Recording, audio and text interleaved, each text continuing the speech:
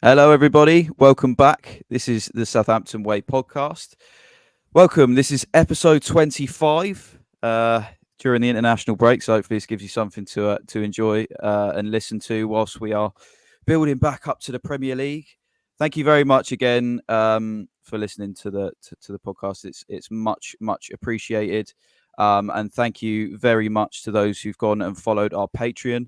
The link will be in the description.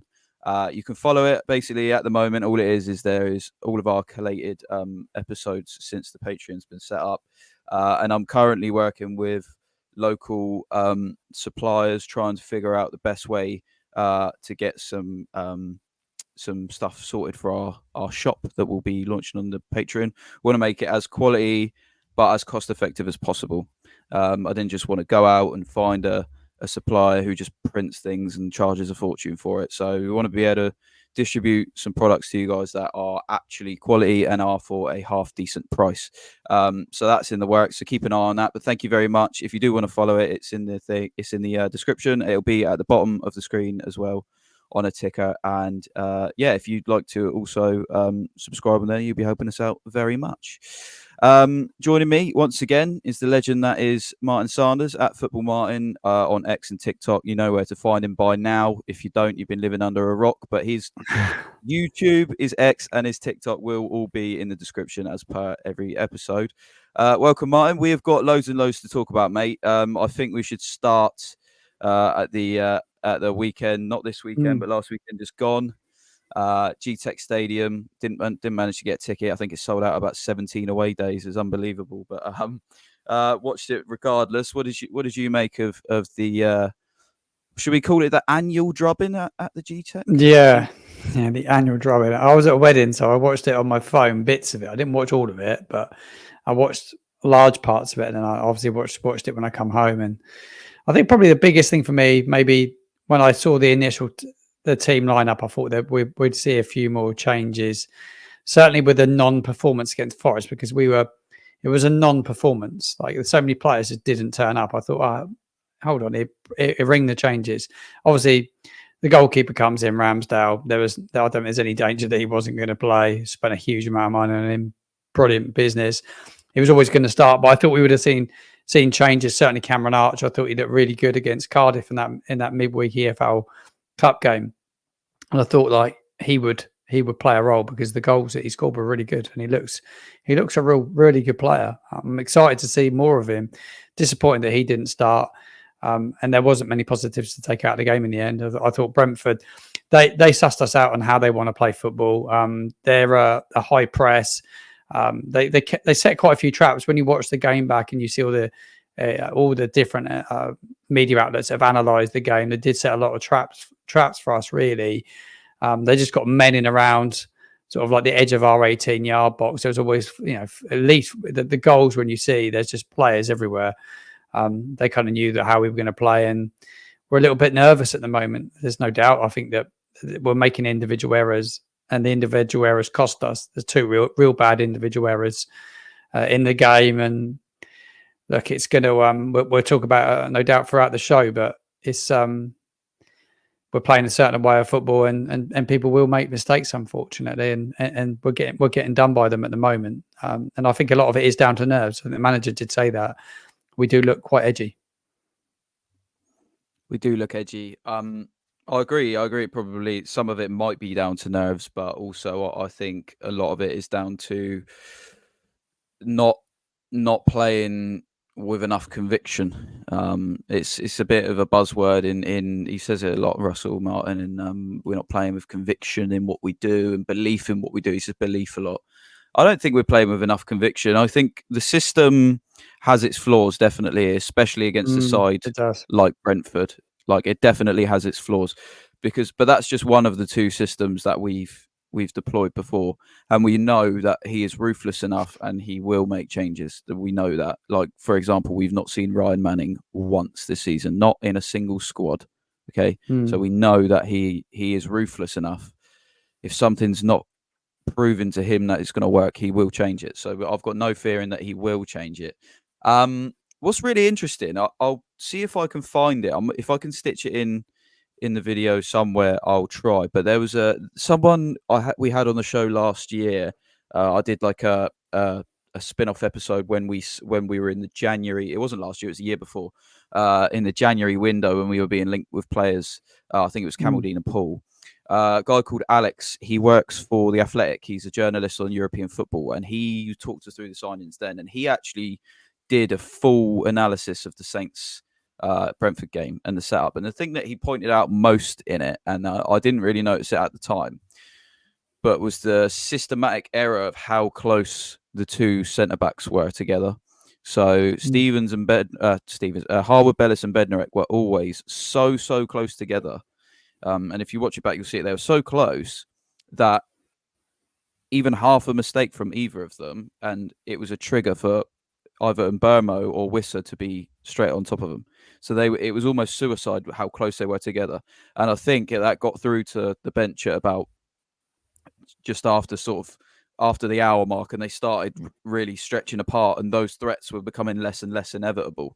And it was that again, the goals were then down to individual error. But I think, what do you think, Martin? Because a bunch of the times we give away the ball, it seems to be that a pass is never overhit. It always seems like it's an underhit pass. Do you think that sometimes that we could fall guilty of maybe not a lack of concentration, but almost a lack of overconfidence with how much of the ball we have? Do you think sometimes they just forget that opponents will press them if they underhit a pass? Yeah, it's such a different league. You know, there's the room for error now in the Premier League is so much less than what it was in the Championship. The Championship, you can make little errors and not play with a zip and a pace, because a lot of sides back in the Championship, you remember all the games at St Mary's, a lot of them, how many teams just come and just part the bus and just sat deep? There wasn't many sides that really pressed us last season. I remember one game, it was a Huddersfield game, the Goalfest. They really pressed us. And they've really opened us up because of the press they put on us. But there's a lot of sides that didn't do it. Hull did it and did it really, really well. But a lot of sides sat back. And I think in the Premier League, like you say, when you really need to zip the ball quickly, but you need to move it from back to front better. But you need somebody up front that's a focal point. You need somebody, and you need options. And I think it's a lot of it. Like if the defender on the ball, when we were at our best last season in the playoffs, we get downs on the ball, get him on the half turn, he turn, and we don't see that now. We go backwards again. It just said, get it out. I think we need midfielders that are willing to take the ball and turn, get on the half turn, and drive forward with it. And that's what Tyler Dibling give us when he come on. It was so late in the game, but he gets the ball. He wants it on the edge of the 18-yard box in the middle of sort of our half, and he turn and drive with it. And that's the one thing we're really, really lacking in our starting 11 at the moment. I think he'll rectify it. I think Tyler's a great option. Whether he feels he's ready to start him is a big call. But yeah, I think it's just a step up in the opposition for me. Yeah, it's become evident. I think if I'm honest with you, I think it's slightly sensationalized purely because we've not got a point on the board. But when we look back at it overall, I think the only game we've lost probably to systematic errors is the Brentford game. I think if you look at the Forest game, that game would have likely just been a 0-0, 1 point if Aribo would have cleared it. Aribo should have cleared it. That's not a systematic error. That's a player being a dick. Yeah. And Alex McCarthy had absolutely no reason. I don't care what Russell Martin says about it. Shouldn't have gone back to him. He was under no pressure whatsoever in the Newcastle game. No pressure. It was unforgivable when he didn't even look before he played the pass. He did not even look. There was no. He could have done anything else in that situation, and it wouldn't have led to a goal. And that either would have been a 0-0, or we may have gone on and won the game if it was getting late. You never know. So we could possibly have 2 points on the board right now if it wasn't for individuals being idiots. So I think it's a bit sensational to say that. Like I've seen some ridiculous calls on social media to sack Russell Martin. I think it's absolutely ludicrous. Yeah, it's outrageous. I knew people would have short memories. I didn't realise it'd be that short. Like I think mate, you give it another 2 games. Honestly, unbelievable. Good Lord, like it's mental, absolutely mental. Some of the stuff I've seen, but like I knew there would be some people who were sensational, but I didn't realise just how bad it would be. So I think people need to calm down with that. Like seriously. Look back at it, a bit of perspective. Like, we haven't been drubbed We haven't been embarrassed. The Brentford game, 100%, that was a systematic error because the centre backs were far too close to each other. They were being put under far too much pressure, and it took too long to sort out. That's let's have that right. That was a systematic error. Forest and Newcastle absolutely was not. If you'd have told me that we would have showed up at St James's Park and played the way we did, I wouldn't have believed you. No matter what the result was, I would not have believed you. We never play like that at St James's Park. That we were outstanding, and we could have easily won that football match if we forget they had like players clearing it off the line at Newcastle. It could have been 1-0. Like there's so much stuff that could have gone our way and just didn't. Like it is what it is. Like it's just one of those things. I don't think it's ready to start calling for the manager's head. I don't think that we should be signaling out players and saying he's not good enough or he's not like. There's some that possibly you look at and think he needs to be pulled out, or either whether it's for his own good or the sake of the team. But some of the stuff I've seen is mental. Everyone needs to calm down a bit. So in terms of the Brentford game, let's have a look at some positives instead of just complete and utter negatives. I will talk a little bit about Jack Stevens and the positives because I think he deserves a bit of praise for what he's done in the first 3 games. I think he's been outstanding. But so we saw a Ramsdale debut. What did you make of him? The 3 goals, it really doesn't read how it was for me. What did you make of his performance? No, he's class. I think he's brilliant. I'm so chuffed we've got him. I can't say how happy I am we've got him in. If there's ever a goalkeeper to bring to our football club, this was like a real statement signing. And do you know what? Like, fair play to Sport Republic for doing this, to bring him in, because it would have cost him a lot of money to do it. But he'd be worth 9 to 12 points this season. He's good with the ball at his feet. He's captain material. He was. I didn't think he did a lot wrong. I saw somewhere that someone said he can't use his feet, but he's absolutely brilliant with the ball at his feet. And there was a lot. I saw a few tweets about him saying he wasn't very good. I thought, well, I don't think he'd do anything with the goals, but he's brilliant. He'd be a brilliant signing. There are some good positives from the game. I thought, the substitutions. I touched upon Tyler. He's just a breath of fresh air. No, he's an unknown quantity. Nobody knows him. Nobody knows anything about him, and that's the brilliant thing is you throw him in against Brentford. They don't really know that much about him, what he does. He's developed quite a lot in the last few years. We all know that as a Southampton fan looking in, but they wouldn't know that because he's been playing under 18 and under 21 football. But he brings so much. Cameron Archer, he looked good when he come on. I've already raved about him already. I still think he's going to be really, really good for us. And look, I think there isn't loads of positives. And Jack Stevens, backing you up on that. A lot of people. I did a video actually on one of my TikToks because somebody kept saying he's got to drop him. I was like, actually, he's been the best centre back so far out of everybody. It's been a positive for me. He won't get dropped because he's playing better than the others at this moment in time.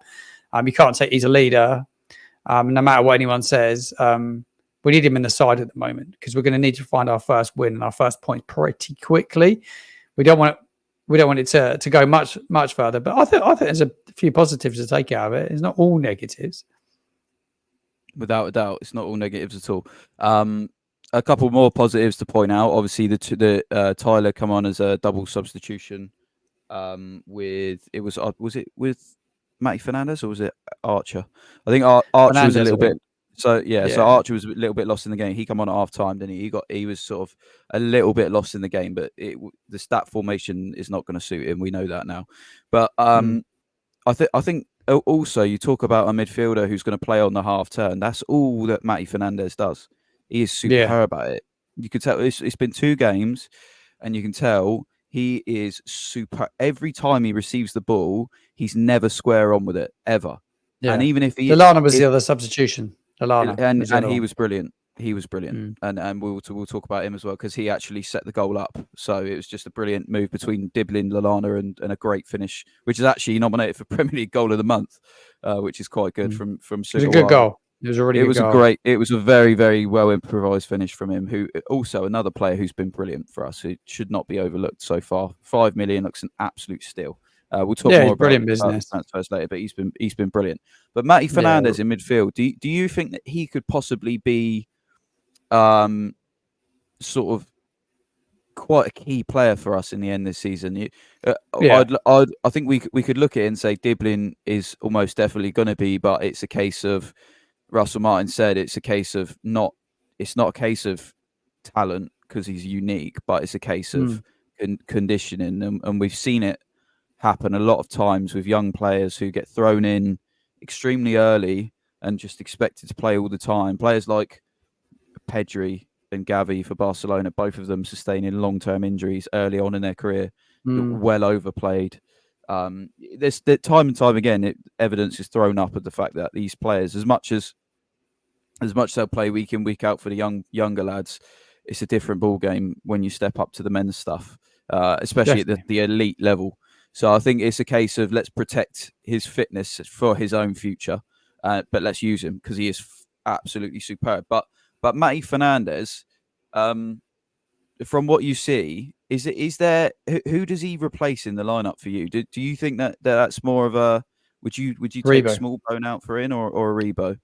Aribo. I think you take Aribo out. Though Aribo played a lot longer in the game against Brentford. I think it's that position probably where he plays a little bit higher up the field, and Aribo's probably played that little bit further forward out of all the midfielders. I think it'll suit him. I think he offers something slightly different though. Although I like Aribo, I don't think he influences games enough, and I don't think he's a match winner. I think this boy Fernandez, that he's got to do it at Premier League level, but from what we've seen of him so far, he looks to influence the game. And he's really good on the opposition's 18-yard box. He's got a good pass on him. He's got a good eye. He's got a bit about him, and he's really going to want to prove himself. So I think he'd replace. For me, I think he'd go in over Aribo at this moment in time. That's my gut feeling. I think they're two good options, totally different players. But I do like Fernandez. I think he's going to be a little gem, definitely. Yeah, I totally agree with that.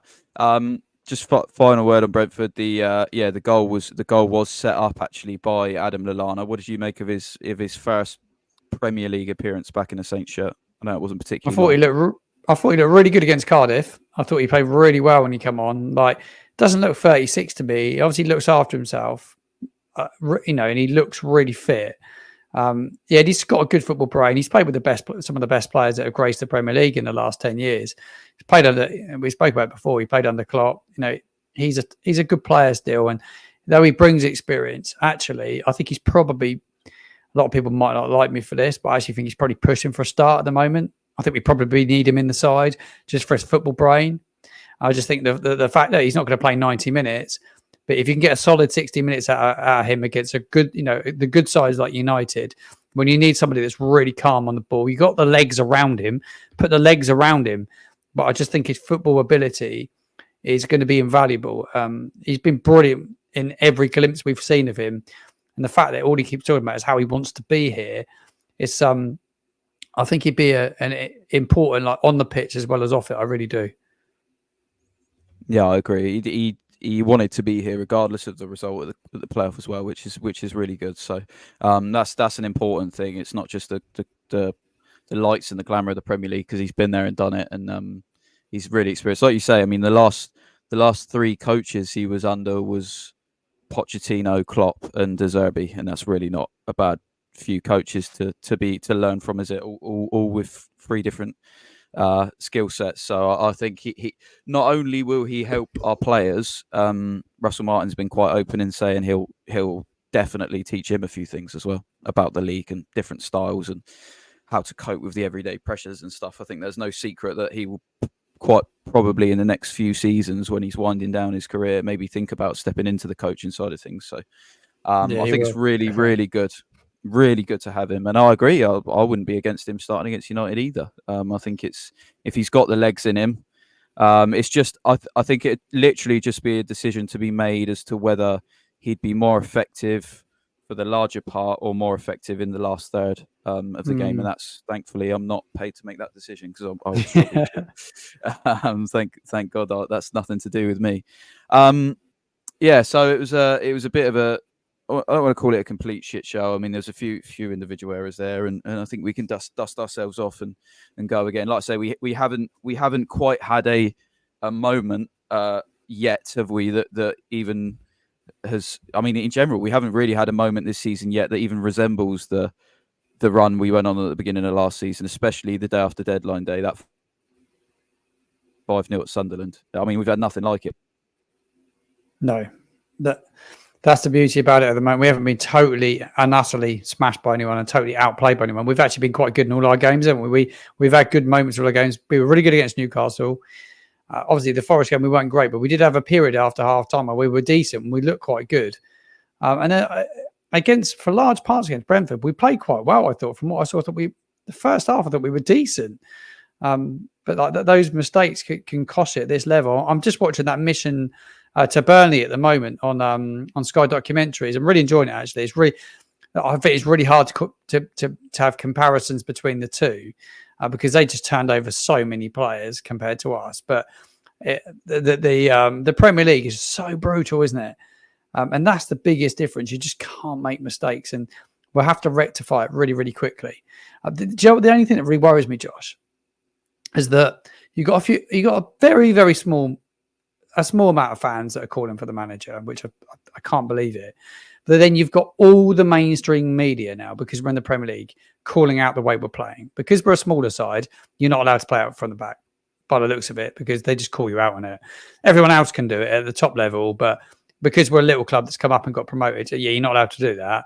And all they do is they continue to go on about it, and they continue to go on about it. And I just think the fact that it's in the limelight all the time, I think it makes a real pressure cooker situation. Like already after 3 games, Man United is going to be tough. Ipswich will be just as hard. And all of a sudden, if God forbid, if we did get anything out of the next 2, what the heck is it going to be like? It's ridiculous. I looked at the league table after 8 games last season. I think it took Bournemouth 10 games to win a game last season in the Premier League. So it's so early. It's so early to be panicking. It's so early to be heaping so much pressure on the manager and the club. And I hope it eases. But the only way it eases probably will be with a victory and some points on the board. Yeah. That is one thing that if I'm honest with you, I don't think it's going to affect what's happening inside the building as much as what it is outside. I've kind of tried to put a lot of it into perspective. I've just been going through, like, anytime I see someone related to football in the game slagging us off, saying they're down already, they're this, like Jamie O'Hara, the skate that he is, posting on X saying, "Oh, we're down, we're absolute gub, we can't play around." So I've bookmarked that. I can't wait to the end of the season. Like there's like everyone's done it. They can't. Yeah. I was listening to the game. I can't remember who the co-coms were saying, but like saying, "Oh, you can't say this is the way you play, because if this is how you play, you're going down." And it's like, and that was after the second goal went in, and it was a clear individual mistake. And it's like, I understand if you're looking at a game, like if you're two-dimensional about it, you look at it and go, "Oh yeah, well they lost 3, so they're no good. They're not proving any good." But I think the only people who have the power to make it a pressure cooker situation is the fans.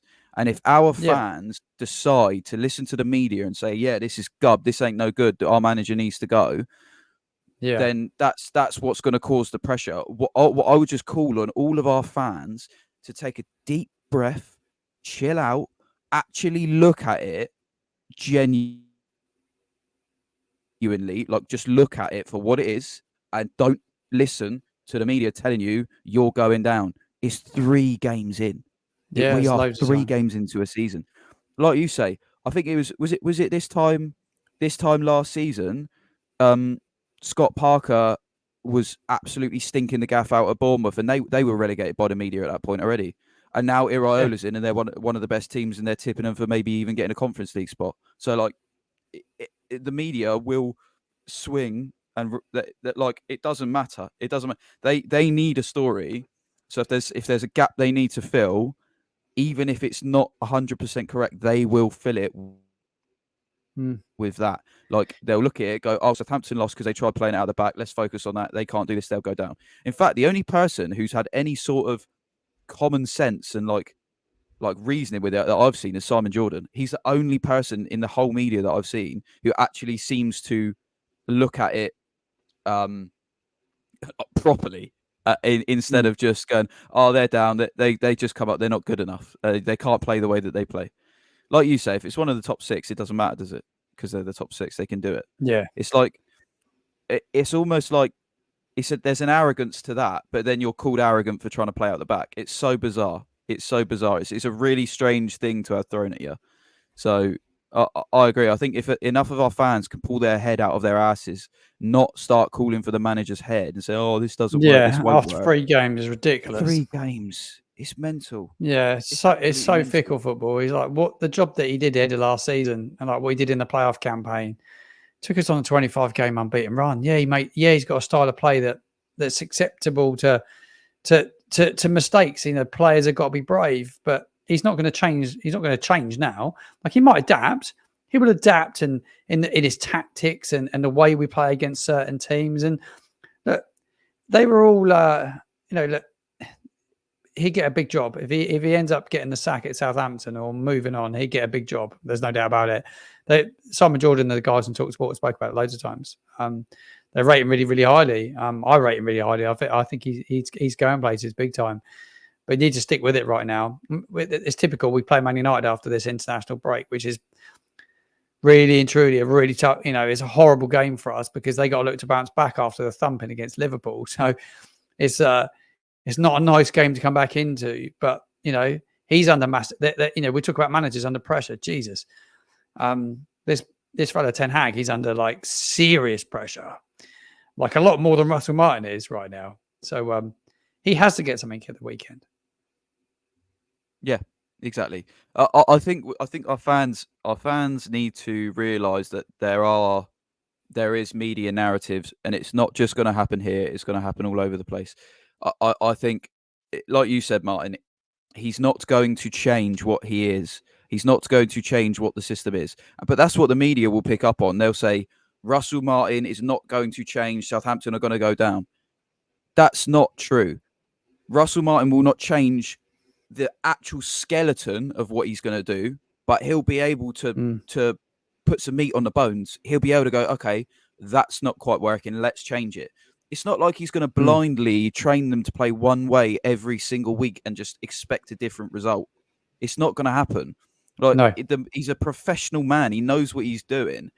He knows he's a brilliant man manager. He's a fantastic tactician. We've seen it time and again. And just on the point of media narratives, just think about it properly. It's not that you're just seeing the stuff about Saints because you follow Saints. You're only seeing the media saying Southampton are going down because that is what you look at. If you was a Man United fan, all your stories would be about Ten Hag being under pressure. If you were a Liverpool fan, for example, and let's say Slot lost 2 of the 3 of his opening games, the media would be saying, is he good enough for Liverpool? Have they messed up in their appointment after Klopp?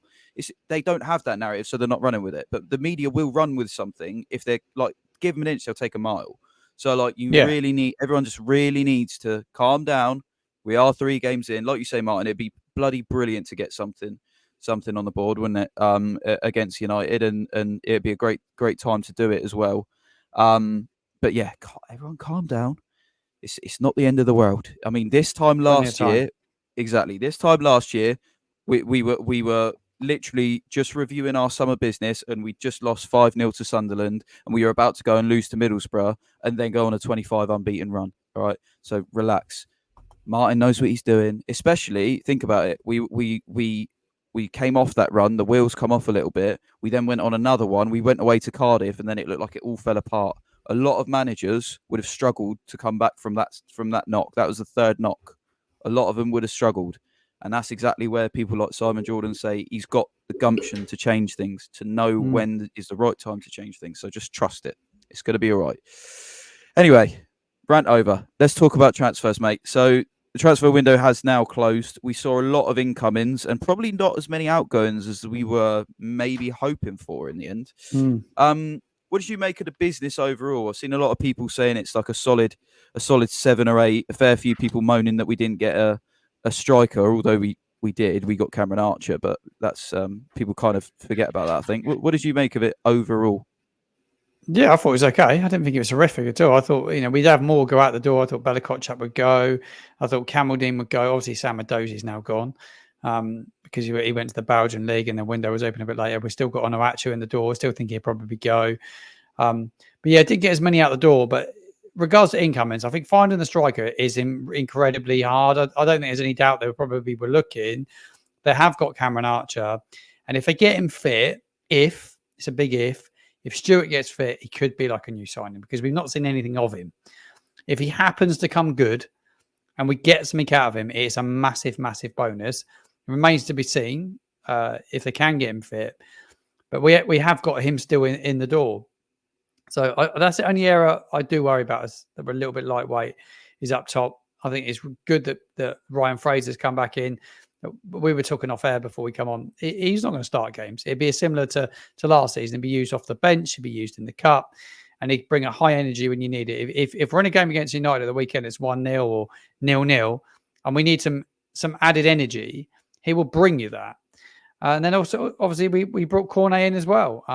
He's supposed to be really good. I've heard good things about him. Had a good spell at Burnley before going to West Ham, and he's been riddled with injuries and suffered at West Ham. But he's not the only player that suffered at West Ham. Like our captain went there from a season ago, and he struggled there. So it's they were going through a bit of a transition, West Ham, with Moyes and everything that went on there. So it didn't work out for him. But I think he'd be a good signing. I think we've got good bodies in the door. He won't bring anyone in that doesn't fit the mold. They're very much about bringing people in that have got that are not bad eggs, which is brilliant. It's all about team spirit and keeping the group together. And Downs will know Cornet well from his time at West Ham. I think he obviously they would have spoken about it, wouldn't they? And obviously we had Fraser last year, so I think they make sense. The signings make sense. I think the overall window and the goalkeeper is just like I said it a minute ago. I think it's an incredibly good bit of business. It's brilliant. He won't be around for long. I think he'll be here and he'll do a really good job for us. But he'll end up back at a top club at some stage. He is an England number one waiting to happen. That guy, he's brilliant. So I think all round a really good window, Josh. Yeah, you take it, don't you? It's almost hard to believe sometimes that because he's been around for seemingly so long. I think he's only 26 still, Ramsdale. Yeah, he's young. Which is for a goalkeeper, like. You think about the two keepers we've got in the door, our first and second now. Obviously, when he's fit, he's not a second at the minute. But in Bazunu, Bazunu's in his really early 20s. I think he might be 20 or 21, which is again absurdly young. Because as anyone who knows anything about goalkeepers, that you don't really see keepers properly mature into top goalkeepers until they're sort of late 20s, early 30s, until they properly get into the top sides. You never see a top side, like a top six side in any league with a young goalkeeper. It doesn't happen. They just generally they mature with experience and they have to make the mistakes other clubs. And Ramsdale is exceptional for a 26-year-old keeper, and he's got a long way to go. And I'm sure he'll do that. And it seems like he's really happy. And the price, well, I'm really happy with the price considering Arsenal were demanding 30 and. It looked for all the tea in China that we were getting the Dutch fella, and it's just that worked out superbly. Ryan Fraser was a last minute deal, which I think again is superb business on a 2-year contract. And he said in his welcome interview, in his welcome back interview, if you haven't watched it, please watch it. If you're ever feeling sad, just go and watch that interview. It's one of the best you'll get. It's one of the best you'll ever see. To walk in and saw him there, weren't honestly, it's amazing. It's amazing. It's one of the best interviews you'll ever see. He is such a great bloke, a great character. You can see it. You can see he genuinely loves being here, and that's all you can ask for. Someone who gives everything because they love it, not because they're paid. He genuinely loves it. And one of the things he did say in it was, we knew that it would have to be last minute for Saints to get him on a free. So it was obviously an open dialect throughout the whole thing that we wanted to get him for free, and he was willing to do what it took for the club to get the best outcome for them and him, which is a selfless thing to do in a way. And it's great to have him back. And like you say, he stretches defences something rotten when he comes on in those dying. Know that from last season. He's an experienced player now. He knows the league. It's a superb bit of business. I think Cameron Archer, when we see him that will really excite people as well. He'll be a great bit of business. I said I think 15 million is a brilliant price for him. When you look at the fact that Everton have just tied themselves into a year's loan with another one of our targets with an obligation to buy if they stay up for £30 million for Broja, who realistically played well for half a season for us. And I see some people going crazy that we didn't go back in. I'm thinking 15, give me 15 million for Cameron Archer every single time over that deal. That is ridiculous. Do you know what I mean? A bit of perspective, something. And, and Ipswich, although he has scored a good goal, I'll give him that, Liam Delap. I'd still prefer Archer for 15 million over 20 million for Liam Delap. I just think it's a really good bit of business. It's superb. And yeah, Cornet, I think it's one that people are going to forget about. I think they're going to forget about it, and then he'll give you something, and you'll think, "Oh my god, like that's amazing!" I forgot that he'll play a big role. Definitely, he'll play a bigger role than people realise. It's just when I don't know if we'll see him against. I think we might well see him against Everton, but if we do see him against United, that would be exciting. That would be really exciting because we definitely won't see Wee Man against United. He's probably going to need a few weeks to get himself back up to match fitness, isn't he? And playing properly because he's had the whole sort of summer and up till now out. A few more out the door. So we saw obviously Samadozi go to Belgium, the second league. That was last week. We did a lot in terms of outgoings earlier on in the window, didn't we? So we had all of our sort of loans that had options. They were sorted in terms of like Chiletta Sarr went out the door officially, although that wasn't properly confirmed. Who else went out? There was links that obviously we had our free transfers confirmed. So Shea Adams went to Torino, and Stewie Armstrong's just landed in Canada, in Vancouver. So good luck to Stu. I hope that all goes well. But yeah, I think all said and done, Martin. I would give it a solid. I'd give it a solid 8 out of 10. What would you give the window? That's a really fair assessment. I think an 8 out of 10 is bang on where it's at. Really, I think you're spot on. I'm fairly happy with it. Just hope that I think we can get to January and still be in with a really good chance. And look, if it doesn't work out with Stewart for whatever reason, they can't get him fit, there have been the option to go back in the window and get a striker then. But we got to get to January now, and at least you got the squad settled. And so that international break came at a horrible time, didn't it? Because the window shut on the Friday, so you're trying to get all your signings in. We can only start the one on the game on the Saturday. Then there's an international break. The timing of the international window is absolute nonsense. By the way, that Nations League that I've watched this week, dear me, the stand of it is just like everyone's at half height because everyone's like saving themselves. Tell you what, FIFA are like ruining players. I watched a video on it yesterday, absolutely burning the hell out of everyone. No one needs it right now. But that window shutting, all you want to do is get everyone in the door, get everyone settled, and then start building. Everyone disappears. The managers must be just like so frustrated. I think as a fan, it's frustrating as a fan because I think many of us enjoy it. We're just like getting into the Premier League and we come back and we got another 4 games now. So we get 4 more, then we got another one. So I do really dislike international breaks in this early part of the season. It seems so pointless. Well, like, why are you taking a break 3 games in? It's so pointless. I agree. Players do save themselves. And you look at, like, for example, I'm pretty sure I read that Calafiori's now picked up an injury with Italy. So now Arsenal spent all this money on bringing him in and he's going to be sidelined for a few weeks. It's like, it's just so ridiculously pointless. I couldn't agree more. I cannot stand the international breaks, especially this early on. We've just had a major tournament. Why are you taking them away 3 games into the next season? It's mental. It's absolutely bizarre. Just ridiculous. And to be honest, I didn't really watch. I can't pretend like I did. I didn't watch the England game, so I can't say how we played. Dreadful. Yeah, I can't really say how we played. I didn't watch it. I wasn't interested. I hope that Carsley does well, and I hope we start winning and all that. But yeah, I wasn't fussed on that. So I'm so glad the Prem's back. Yeah. Man United, not easy. We spoke bits about it, but I think the main part to cover is the fact that Russell Martin said several times to different outlets that things will change for the United game, and he doesn't know how yet, but they will. he's definitely. I think he's 100% talking about personnel because of the fact that he also said to, I believe it was Adam Blackmore, but I can't remember.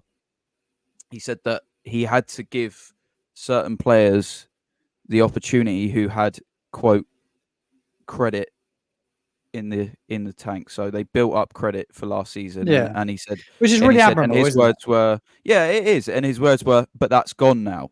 So Mm. who do you think that was aimed at? Because obviously the main one you'd sort of expect was he hooked Adam Armstrong at half time Yeah, after missing that definitely. absolute Will sitter. Smallbone. Do you, do you think that, yeah, so Yeah, Armstrong, they've been Smallbone? hooked in both the games, haven't they? Pretty much. Definitely Adam Armstrong, but he's not going to influence any game playing where he's playing at the moment, playing so wide on the right. I think definitely Armour, definitely Will Smallbone, and maybe Joe Aribo, potentially Joe Aribo. I think is the other one. One guy that's having a really bad moment at the moment, and I don't know if he's going to take him out of the firing line. I'm not sure if he will. I like Taylor Harwood-Bellis a lot, but he's having a really tough time. He's found it really, really. Yeah, it's just maybe it's just a step upwards, but he's frustrated in himself. He always seems to have quite a bit to say with the manager when he's come off. I've noticed a few times when he's come off. They've been in some conversation, but whether he drop him at the weekend, I don't know. But I think they spent a lot of money on him, 20 million. I don't think he's a sort of player you're just going to go dropping out the side. And him and Ben Norret was so good last season. But I definitely think the Armstrong, Smallbone, Rebo, maybe Harwood-Bellis, but I would be a bit harsh on Taylor. It probably would be. I agree. I don't want to try and direct everyone's anger because that's not the aim. But I do think also with the whole Stevens situation, I don't understand how people can have a go so heavily on Jack Stevens for performance when Harwood-Bellis has dropped three of his probably worst performances I've seen in a Saints shirt so far this season, Yeah. especially against Forest and Brentford. Yeah, he's really struggling. Jack Stevens is definitely not one of the players who was mentioning for me, without any question. Boy, it wouldn't be him. I think he's got a big decision on what he does the weekend.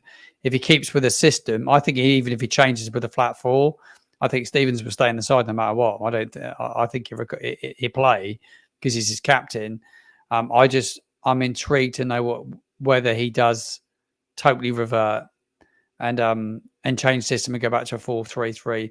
But he wants to be compact against Isaac. He's very much at the start of the season said before the ball was kicked, we're not just going to sit in games. We're going to take games to teams and we're going to play it our way and then we're going to have a proper go. But don't expect to see us sitting in games. But so far, like in that Forest game, we kind of sat in the game a little bit. So kind of what he said, we didn't really do because we're playing this compact system that stops kind of like it makes you more compact and less likely to leak goals. But obviously we did against Brentford, but it gives you a little bit less higher up the field. So I think he's in a real difficult situation because he's going to have to try and find the system that's going to work. And I think maybe it'd be personnel. I think a bit of it'd be personnel. If you can bring the right personnel in, it might. I don't know what he's going to do. I think it's really intriguing. But I think the two fullbacks, I don't think that changes. I think Sigawara's played really well. And I think Walker-Peters, you lose a bit from him playing at left back, but he trusts him. That's the big thing. Charlie Taylor's quite new in. Charlie Taylor, obviously watching that Burley documentary, they're pretty keen to get rid of him. Early doors last season, before the ball was kicked, Burnley were ready to unload him. He didn't really feature in their plans, but the signing they were going to make from Chelsea didn't come off. And he ended up playing, and he played quite well for them. But he came across as a good character. But he kept saying he wanted to play football, and he's not kicking a ball yet.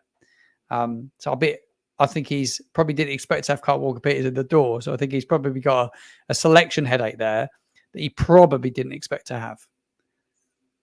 Yeah, absolutely. He would not have expected it. He would not. If you'd have told Russell Martin in at the beginning of pre-season camp that you will end your transfer window and Carl Walker-Peters will still be a Southampton player and your number one keeper will be Aaron Ramsdale, he would have said, "Can I have a bit of what's in your drink?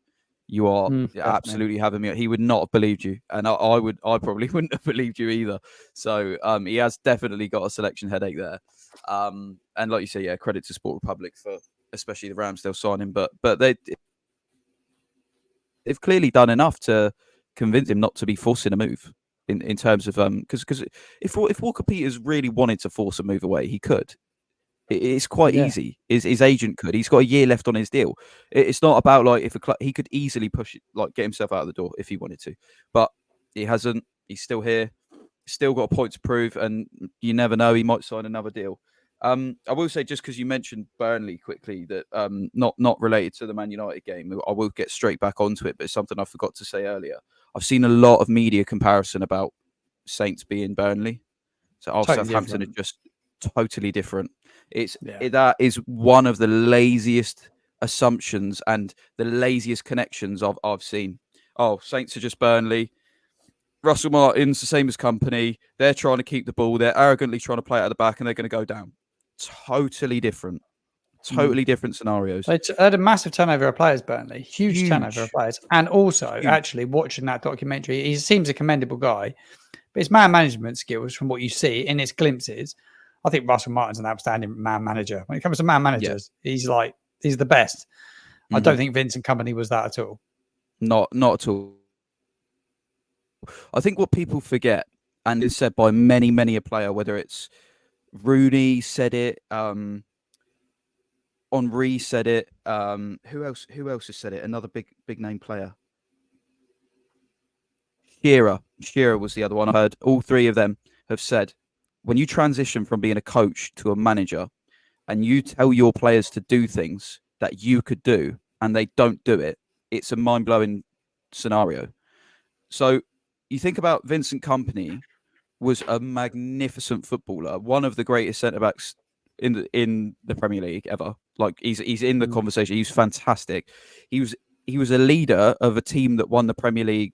I think he personally won it. Was it 3 times or 4 times? I think it was 3 or Whatever 4 it times he was. won it. So he, Yeah. as a captain, Captain.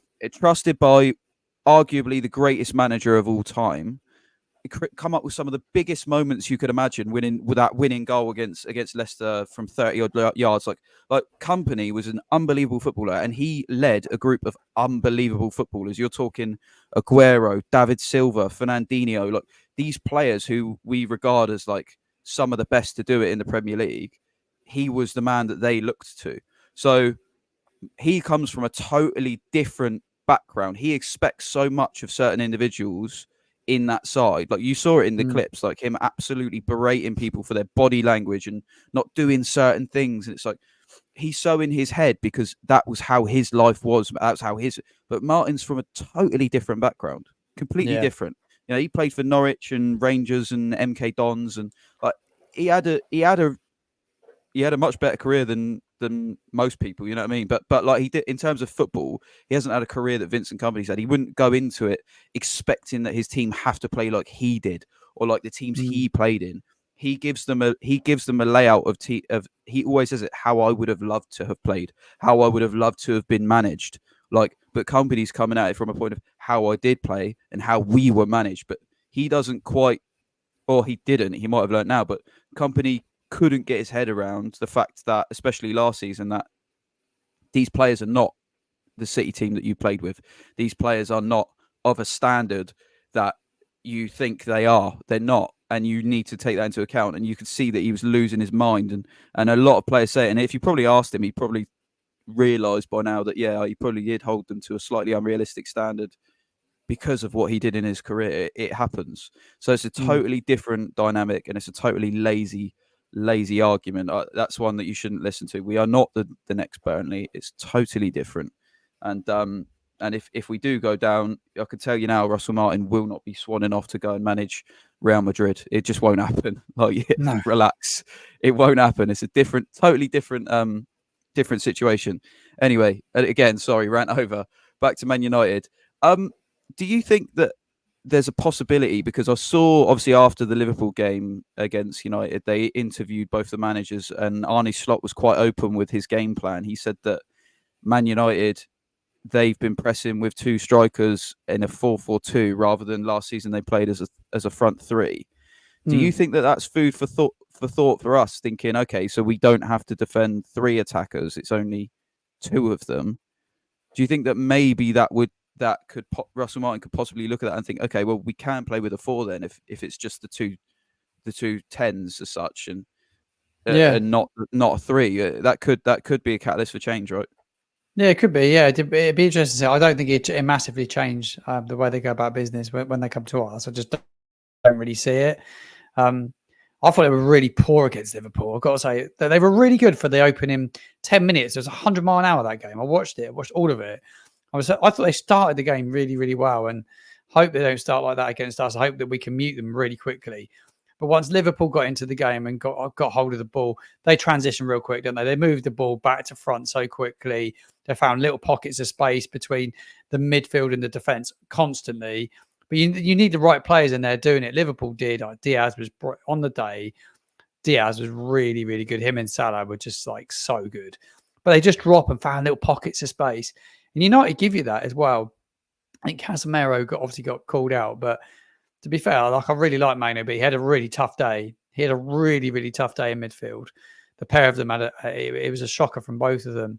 But United are there to be beaten. There's no doubt about it. And if we turn up and have a real go at them, it'd be a good game. I don't like a 12:30 kickoff. I hate them. And I was looking at the statistics earlier. Am I right in saying we've only beaten Man United at home at St Mary since we've moved there once? I think it was early 2000s, James Beattie. We've always had really good performances against them, but never beaten them. But wouldn't it be a great way to kickstart this little block of fixtures with a result against them? Anything really against them would be amazing. To get a point would be amazing, but to put a real solid performance in will give everyone a bit of encouragement right now. And I think that's probably what we need more than anything. We don't want them to come here and totally dictate the game. Because if we all turn up, the fans turn up and we get amongst it, it'd be a really, really good game. Yeah, it'd be interesting to see what happens because obviously United signed a new number 6 just before the deadline on transfer deadline day, and he wasn't registered to play against Liverpool. He probably would have done. So I would expect we'll see, instead of Casemiro, we'll probably see him, Ugarte and Mainu together. I agree. I think Mainu's superb, but he really struggled, and Slot was quite open in saying why they did struggle. I think he said because the front 3 knew. So I think it was Jota, Diaz, and Salah who started the game. Yeah, the front 3 caused so many problems, didn't they? Exactly. So they knew as soon as the ball had gone back, they could press them, and if a mistake was made, they'd be on them. And they said, "How do you know that wouldn't have left you vulnerable?" And he said, "Well, because I knew that I had 3 midfielders that would just run." And he did. Yeah. And on the day, it was Gravenberch. Who played well. Gravenberch played really well. He was good. It was Gravenberch, McAllister, and Soboleski, is it? I can't pronounce his name. Oh, Szoboszlai. Yeah. Sorry. Yeah. So Szoboszlai, McAllister, and Gravenberch, and they ran just the whole time. They just ran. Yeah. I think if we can have this, for me, Joe Aribo cannot start this game. He's not got the energy to match a Man United midfield. No, I don't think he can't start this game. So does that mean you're going to see 2 changes in midfield? I personally, this would be the perfect game for Flynn Downs and Les Ogachukwu to play together. Yeah, in my opinion, try and get hold of the midfield. I said that a couple of weeks ago. Hold of that midfield. I think this game specifically is perfect for it. And then to have someone next to him on the half turn, and I know it would be brave to put him in, but putting in either a Diblin or a Fernandez, someone who is willing to play on the half turn and willing to give you legs and run. And I think Fernandez is probably the better shout because it's a lot of pressure for a kid like Diblin. Maybe he would make more of an impact in the second half, but it's a big call. But I think if we want to overrun Man United, the only way you're going to get on top of them is in that midfield, I think. And Arne Slot told you that outright. He did not leave any secrets. He said, "This is how we did it.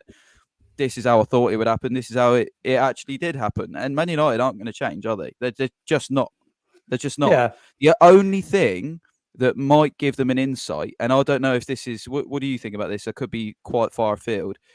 Do you think that there's a possibility that Jason Wilcox could be sent down for a few days on the training ground this week just to offer a little bit of insight from what he knows?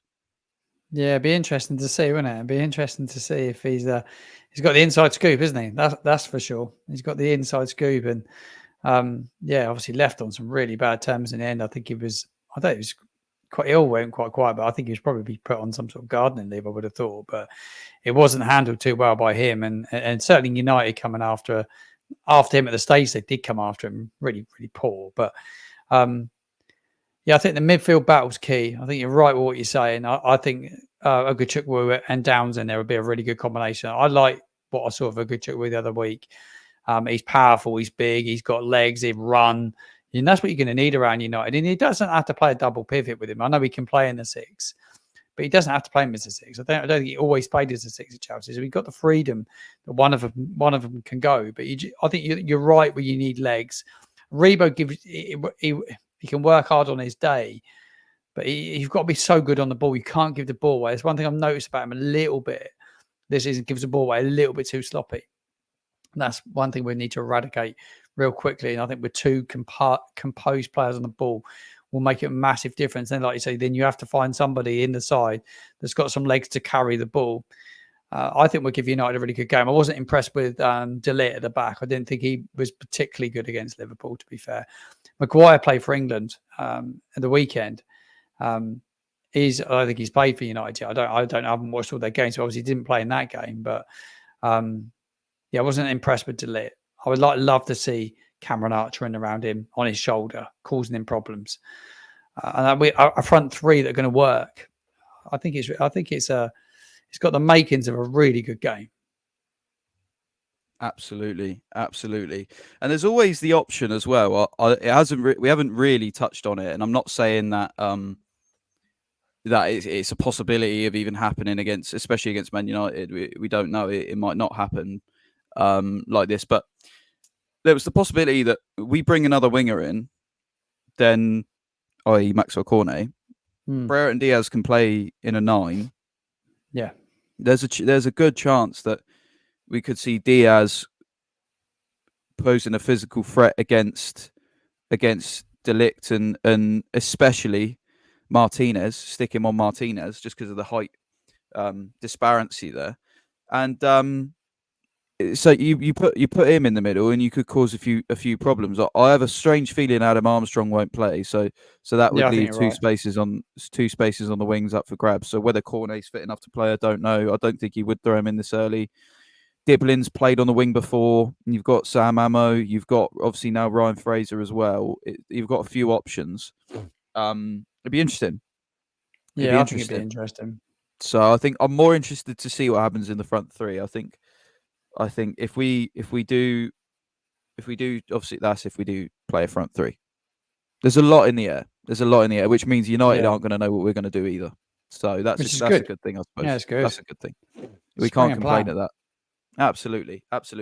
Yeah, and then after that, mate, we travelled to Everton. Haven't really got a lot to say about that one. I don't suppose you'll be going up to Merseyside on a Tuesday night, will you? No, I don't fancy it. I think it's a good game for the squad players that are not getting any football time at this moment in time. A bit like what we did in the last cup game.